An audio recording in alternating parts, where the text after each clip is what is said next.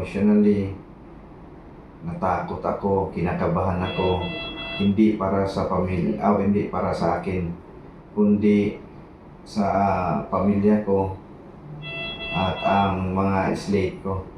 Na worry sila at kinabahan, hindi lang sa akin, pati yung mga sarili nila. Kaya manawagan ako sa ating House of the Congress, Speaker Martin Romualdez, na sana mabigyan ako ng security, pati yung mga slate ko at yung pamilya ko. Kay Presidente,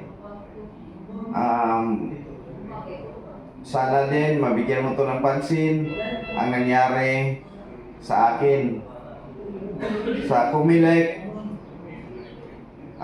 Sana ma-approvean nyo na, ma-approvean nyo kagad ang aking security para sa kaligtasan ng aking buong pamilya at sa slate ko. Pero tuloy pa rin ang laban, walang magbabago.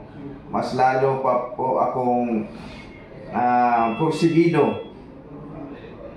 Talagang may plano ang Panginoon para sa akin sa paglilingkod ko sa Albuera.